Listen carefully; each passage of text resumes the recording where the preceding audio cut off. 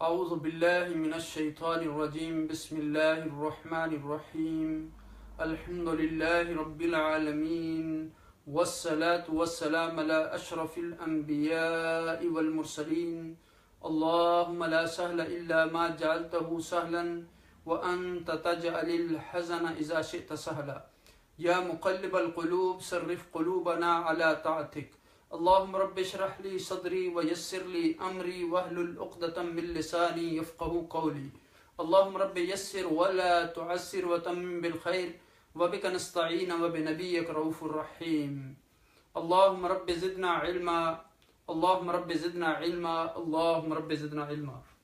اللہ پاک کی حمد و ثنا اور آقائے دو جہاں نبی مکرم تاجدار عرب و عجم سید المرسلین خاتم النبیین صلی اللہ علیہ وسلم کی ذات گرامی پر درود و سلام کے بعد ہم نے گزشتہ درس میں الحمدللہ سورہ بقرہ کی 94 آیات مکمل کر لی تھیں۔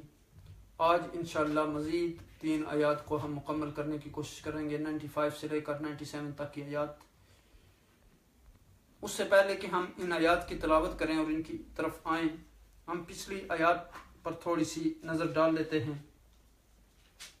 اب دیکھیں کہ بنی اسرائیل یہ دعائیں کرتے تھے کہ اے رب کائنات، نبی اکرم صلی اللہ علیہ وسلم کو جلدی جلدی مبعوث کر دے تاکہ ہم ان کے ساتھ مل کر مشرکین پر فتح حاصل کر سکیں۔ اور ان کی کتاب میں آقا دو عالم صلی اللہ علیہ وسلم کی ساری علامات موجود تھیں، اور جب نبی اکرم صلی اللہ علیہ وسلم نے دنیا پہ تشریف لائے تو اس وقت انہوں نے حضور نبی اکرم صلی اللہ علیہ وسلم پر انکار کر دیا، حالانکہ وہ حضور کی صفات کی وجہ سے حضور کو ایسے پہچانتے تھے جیسے اپنے بچوں کو پہچانتے ہیں، چونکہ حضور کے سارے اوصاف، آپ کی صفات ان کی کتاب میں موجود تھیں، اور صرف انہوں نے اس وجہ سے اپنے عناد اور حسد کی وجہ سے انہوں نے آقا دو عالم صلی اللہ علیہ وسلم کا انکار کیا، آپ کی نبوت کا انکار کیا۔ اب دیکھیں کہ اس کی وجہ یہ تھی کہ انہوں نے کہا کہ ہم اقرار اس لیے نہیں کر سکتے کہ یہ نبی تو ہماری قوم میں سے نہیں آئے، اگر ہماری قوم میں سے ہوتے تو ہم اقرار کر لیتے۔ اور پھر ایک دوسری حجت یہ بیان کی کہ اگر نبی اکرم صلی اللہ علیہ وسلم ہماری یعنی قوم سے ہوتے تو ہم ایمان لاتے، ہم تو صرف اپنے پیغمبر پر ایمان لائیں گے اور اپنے کتابوں پر ایمان لائیں گے۔ تو ان کی اس بات کی بھی پھر رب کائنات نے نفی کی کہ اگر یہ اس بات میں سچے ہیں تو پھر آپ ان سے پوچھیں کہ یہ اپنے انبیاء کو کیوں قتل کرتے تھے۔ تو اس کے بعد آپ دیکھیں کہ جب ان سے کہا گیا کہ ایمان لے آؤ تو کہا کہ ہم ایمان لائے اس پر جو ہم پر نازل کیا گیا، اس کے بعد جو نازل کیا گیا وہ ہم اس پر ایمان نہیں لاتے۔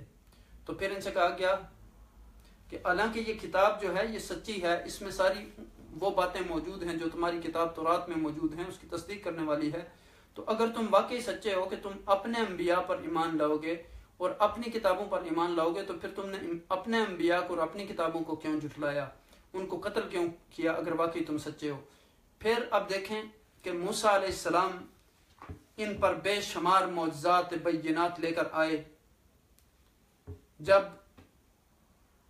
انہوں نے سمندر کراس کیا، اللہ سبحانہ تعالیٰ نے ان کے لیے سمندر کو پھاڑ دیا اور ان کو خشکی میں راستہ دیا۔ پھر اس کے بعد یہ جب میدان طے میں پہنچے، وہاں پھر جب موسیٰ علیہ السلام کو راستے میں انہوں نے یہ مطالبہ کیا ان سے کہ ہمیں بھی، جب دیکھا کہ لوگ عبادت کر رہے ہیں بتوں کی تو کہا کہ ہمیں بھی ایسا ایک بت بنا دیں۔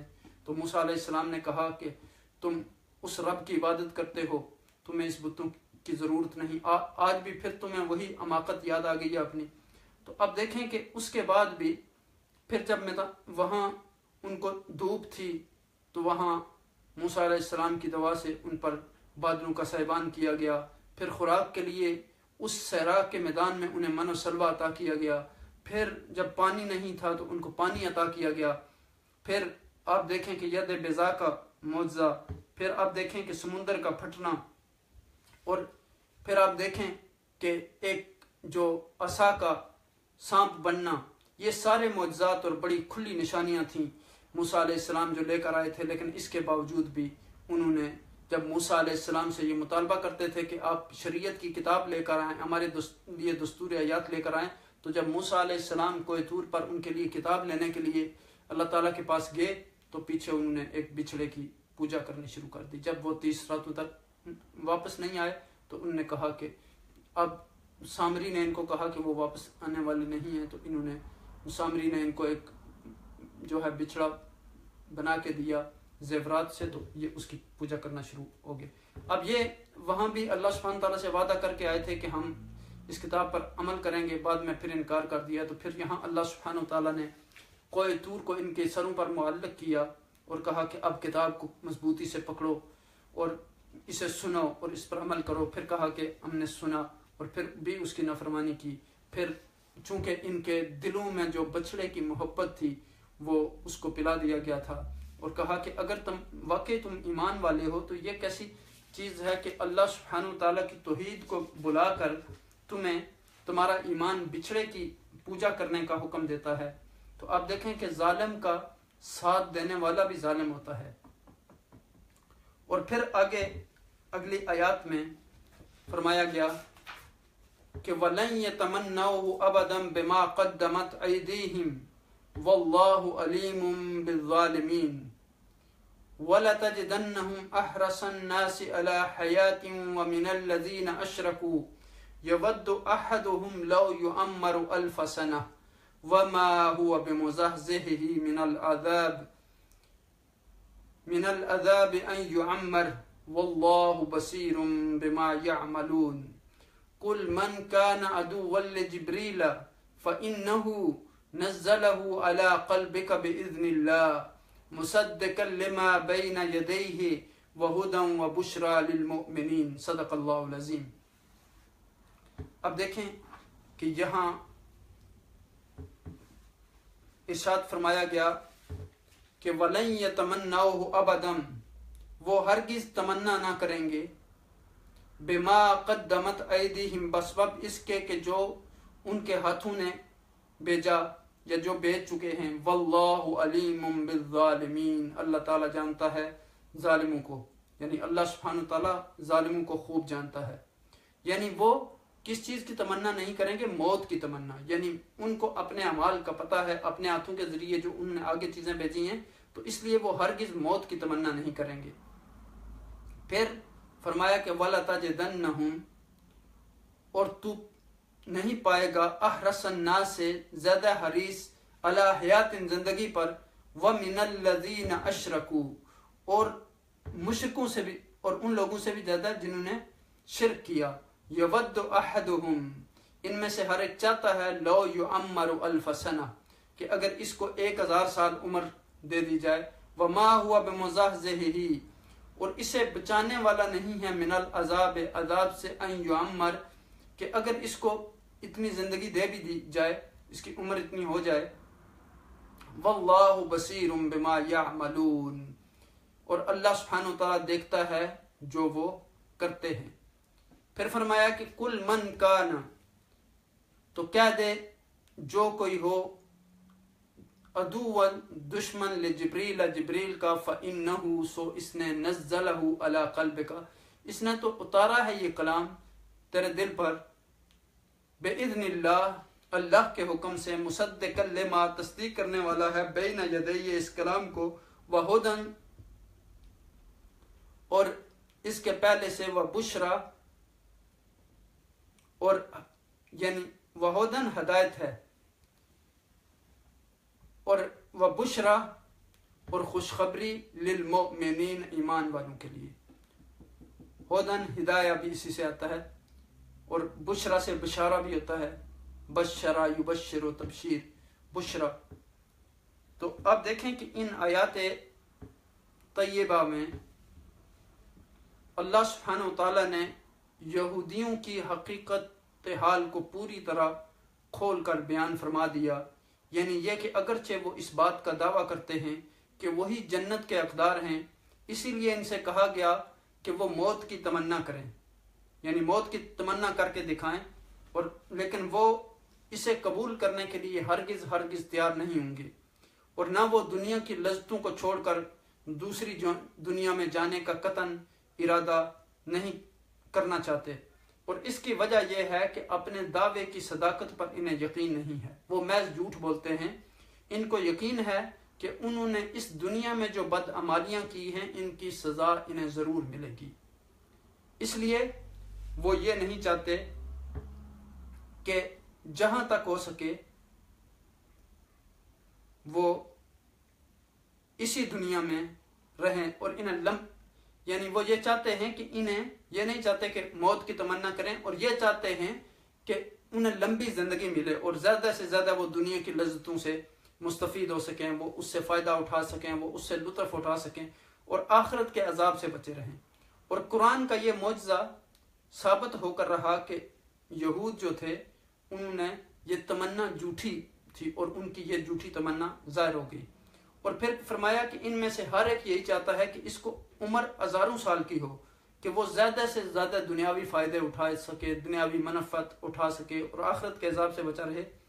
لیکن اللہ سبحانہ وتعالیٰ نے اس بات سے بھی خبردار فرمایا کہ ان کی عمر چاہے کتنی لمبی ہو جائے لیکن وہ اللہ سبحانہ وتعالیٰ کے عذاب سے ہرگز نہیں بچ سکیں گے، کیونکہ وہ ان کے عمل سے پوری طرح واقف ہے۔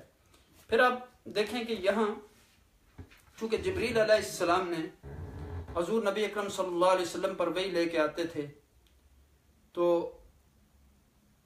جبریل جو ہے یہ ایک بہت بڑے فرشتے کا نام ہے، ان کے سپرد بہت بڑی خدمت ہے، یعنی کہ اللہ تعالیٰ کی وحی اس کے پیغمبروں کو پہنچائیں۔ تو جبریل امین جو ہیں یہ ملائکہ میں مقربین میں شمار ہوتے ہیں۔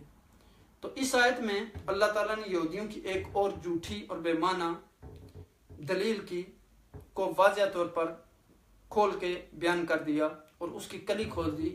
یہودی کہتے تھے کہ ہمارے باپ دادا پر جتنا بھی عذاب آیا وقتاً فوقتاً اس کی خبریں جبریل ہی لایا کرتا تھا، یہ ہمارا قومی دشمن ہے، جس پر نبی پر بھی یہ فرشتہ وہی لائے گا ہم اسے نہیں مانیں گے۔ تو پیغمبر صلی اللہ علیہ وسلم پر یہی جبریل وہی لاتا تھا۔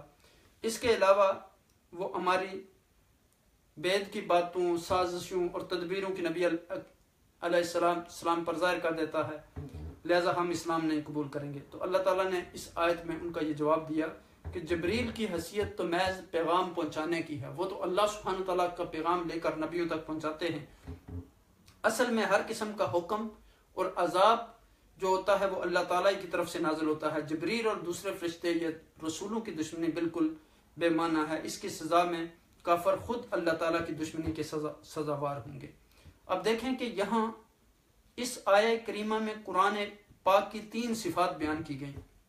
اللہ تعالیٰ نے پہلی صفت یہ بیان کی کہ یہ پہلی کتابوں کی تصدیق کرتا ہے، دوسری یہ بتائی کہ یہ سیدھی راہ دکھانے والی کتاب ہے، اور پھر تیسری یہ بتائی کہ یہ ایمان لانے والوں کو نیک اجر اور کامیابی کی خوشخبری سناتا ہے۔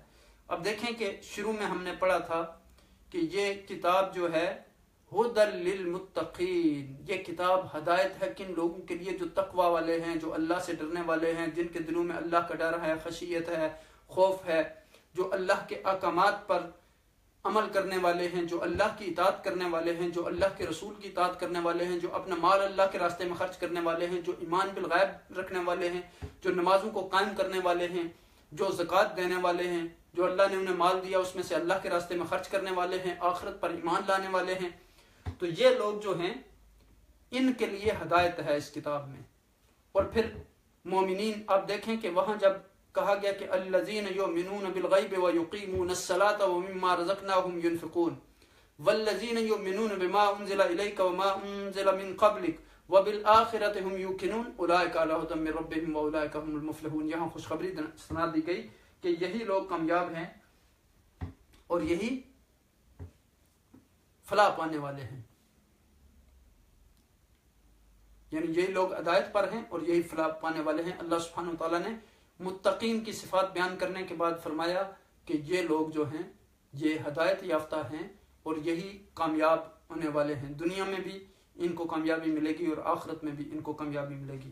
تو اب دیکھیں کہ اگر ان آیات مبارکہ پر ہم غور کریں تو ہمیں یہ ایک بات پتہ چلتی ہے کہ انسان جو ہے وہ مرنے کی تمنا نہیں کرتا، اور کرنی بھی نہیں چاہیے۔ اللہ تعالیٰ اس کو زندگی دیتا ہے تو اپنی زندگی کو آدمی کو کوشش کرنی چاہیے کہ اس کو بابرکت بنائے۔ آپ دیکھیں کہ آپ کی تھوڑی عمر ہے یا زیادہ ہے، اس کو اتنا مفید بنائیں اللہ کے اطاعت میں، اس کے رسول صلی اللہ علیہ وسلم کی اطاعت میں، اللہ کے راستے میں، صالحین کی صحبت میں، قرآن کی تلاوت میں، حدیث کی تعلیم میں، فقہ کی تعلیم میں، لوگوں کے کام آنے میں، نیکی کے کام کرنے میں، مسجد کے ساتھ دل لگانے میں۔ یعنی آپ جتنا بھی اللہ کے ساتھ اپنا تعلق زیادہ قائم کریں گے، اتنی اللہ سبحانہ وتعالیٰ آپ کو کامیابیاں عطا کرے گا۔ اور وہ جو عمر آپ کی ہے، آپ دیکھیں کہ سیدہ عائشہ رضی اللہ تعالیٰ عنہ، آپ کی عمر 18 برس تھی تو آپ نے تمام علوم حاصل کر لیے تھے۔ تو آپ دیکھیں کہ بعض صحابہ کرام بھی چھوٹی چھوٹی عمر میں انہوں نے بہت علم حاصل کر لیا۔ بڑے بڑے علماء اس طرح کے گزرے جنہوں نے بہت چھوٹی عمر میں بڑی بڑی خدمات انجام دی۔ تو اس لیے اگر آپ کی عمر 100 برس ہے تو آپ بستر پہ پڑے ہوئے ہیں، آپ کوئی کام نہیں کر سکتے، آپ کوئی، تو اس لیے لمبی عمر جو ہے وہ صرف مقصد نہیں ہے۔ جب انسان دعا مانگے تو یہ کہے کہ برکت والی عمر عطا کر یا اللہ۔ تو اس لیے اللہ سے دعا ہے کہ جتنی ہماری زندگی ہے اس میں برکت عطا فرمائے اور ہم سے کوئی دین کا کام لے لے۔ اب دیکھیں کہ یہاں یعنی زندگی انسان کی گزر جاتی ہے، اور یہ عارضی زندگی ہے، چند دنوں کی زندگی ہے، 40 سال ہے، 50 سال ہے، 60 سال ہے، 70 سال ہے۔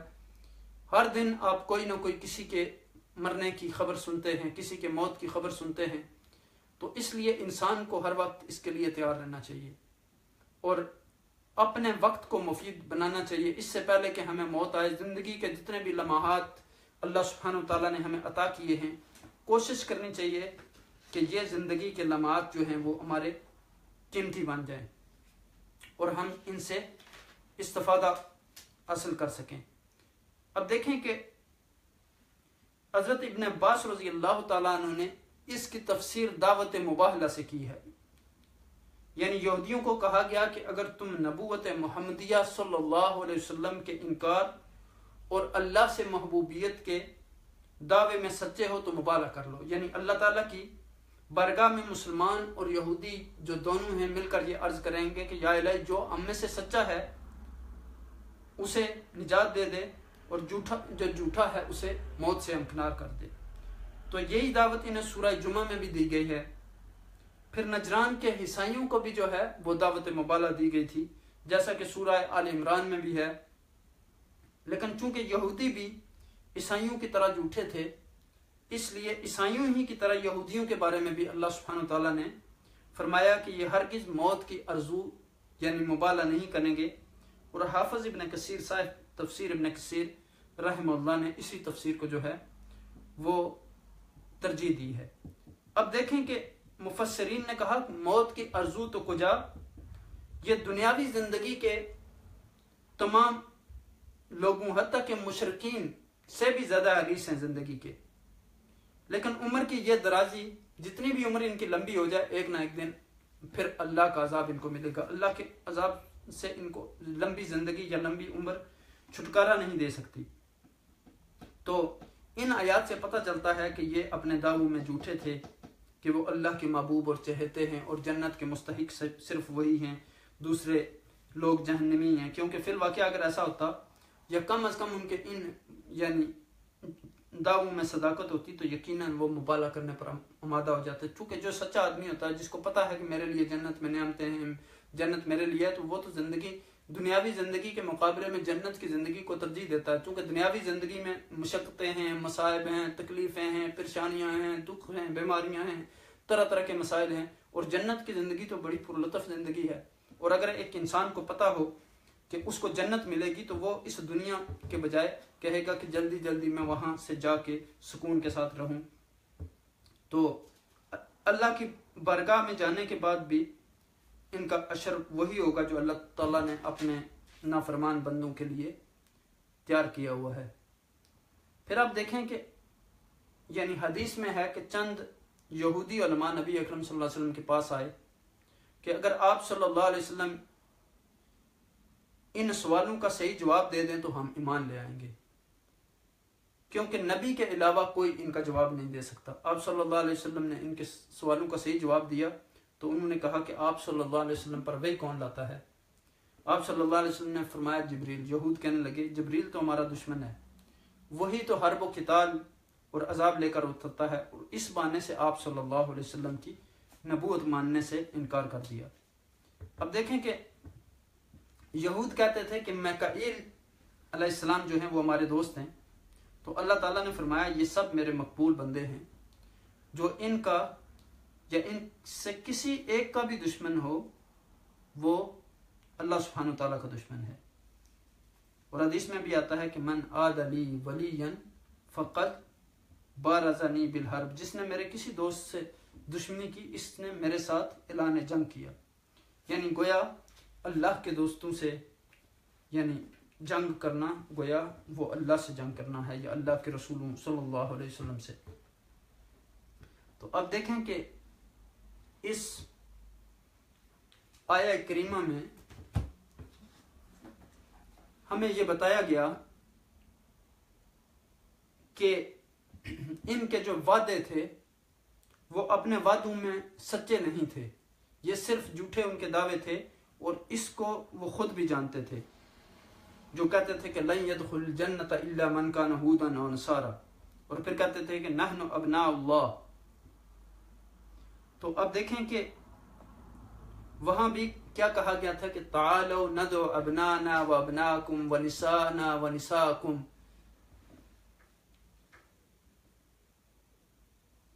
وانفسنا وانفسکم۔ تو یہاں دیکھیں کہ فرمایا کہ آؤ تم اپنی اپنی اولادوں بیویوں کو لے کر نکلیں اور اللہ تعالیٰ سے دعا کریں کہ وہ جھوٹوں پر اپنی لعنت نازل فرمائے۔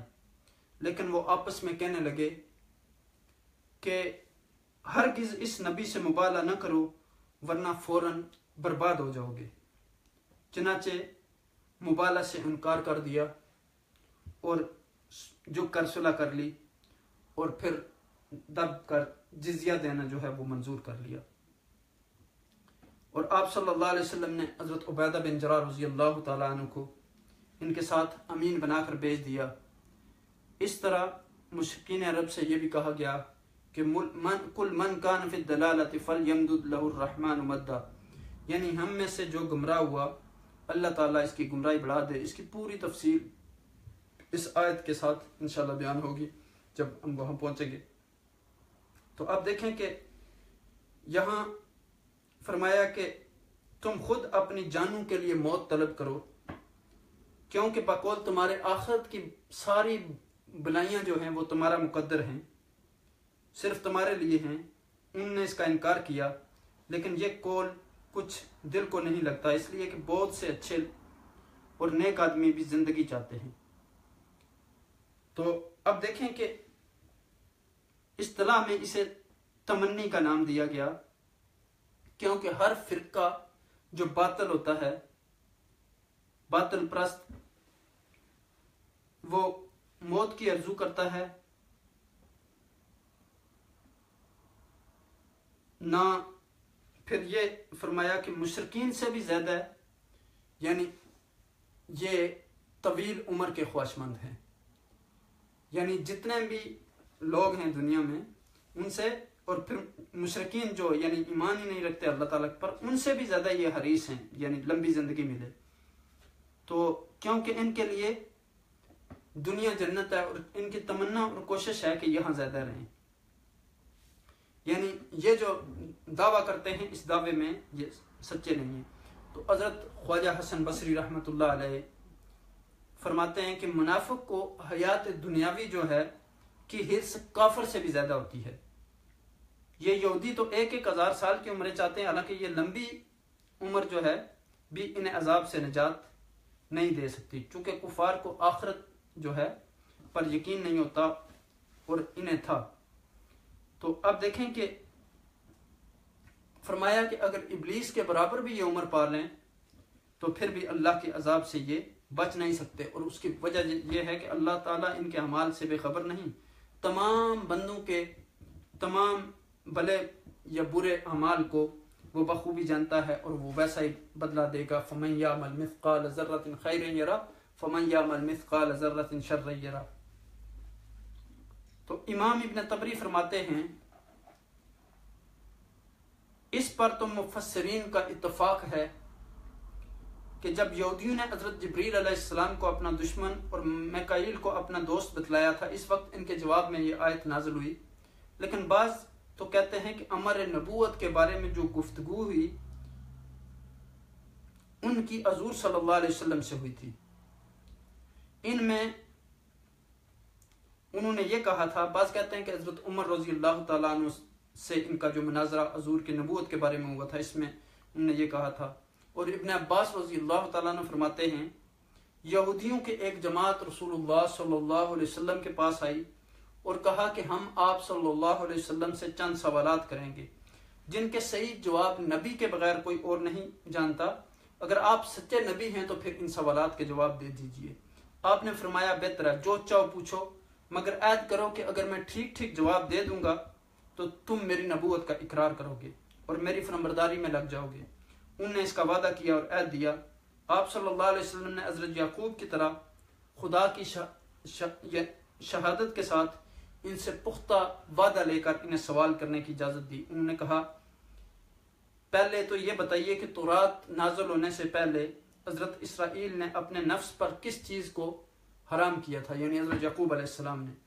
آپ نے فرمایا سنو، حضرت یعقوب علیہ السلام ارق النساء کی بیماری میں مبتلا تھے اور انہوں نے نظر مانگی تھی کہ اگر مجھے اس بیماری سے شفا مل گئی تو میری جو پسندیدہ ترین چیز ہے میں اس کو ترک کر دوں گا. تو جب وہ تندرست ہو گئے تو ان نے اونٹ کا گوشت کھانا اور اونٹنی کا دودھ پینا جو آپ کے پسند خاطر تھا اسے چھوڑ دیا. تو فرمایا کہ تمہیں خدا کی قسم جس نے حضرت موسیٰ علیہ السلام پر تورات اتاری، اب بتاؤ یہ سچ ہے؟ ان سب نے قسم کھا کر کہا کہ ہاں حضور سچ ہے. آپ نے درست فرمایا. اچھا اب ہم پوچھتے ہیں کہ عورت مرد کے پانی کی کیا کیفیت ہے اور کیوں کبھی لڑکا پیدا ہوتا ہے اور کبھی لڑکی؟ تو آپ نے فرمایا مرد کا پانی جو ہے گاڑھا اور سفید ہوتا ہے اور عورت کا پانی جو ہے وہ پتلا اور زردی مائل ہوتا ہے. جو غالب آ جائے اسی کے مطابق جو ہے پیدائش ہوتی ہے. اور شبیہ بھی جب مرد کا پانی عورت کے پانی پر آ جائے تو حکم خداوندی ہے کہ اولاد نرینہ ہوتی ہے، اور جب عورت کا پانی مرد کے پانی پر آ جائے تو حکم خداوندی سے اولاد لڑکی ہوتی ہے. تو تمہیں خدا کی قسم جس کے سوا کوئی معبود برحق نہیں، سچ بتاؤ میرا یہ جواب صحیح ہے؟ سب نے قسم کھا کر اقبال کیا کہ بے شک آپ صلی اللہ علیہ وسلم نے بجا فرمایا. آپ صلی اللہ علیہ وسلم نے ان دو باتوں پر خدا کو گواہ کیا. انہوں نے کہا اچھا اب یہ فرمائیے کہ تورات میں جس نبی امی کی خبر ہے اس کی خاص نشانی کیا ہے اور اس کے پاس کون سا فرشتہ وحی لے کر آتا ہے؟ آپ نے فرمایا اس کی خاص نشانی یہ ہے کہ اس کی آنکھیں جب سوئی ہوئی ہوں اس وقت میں اس کا دل جاگتا رہتا ہے. تمہیں اس رب کی قسم جس نے حضرت موسیٰ کو تورات دی، بتاؤ میں نے ٹھیک کہا؟ سب نے کہا آپ نے بالکل صحیح جواب دیا. اب ہمارے اس سوال کی دوسری شق کا جواب بھی عنایت فرما دیں.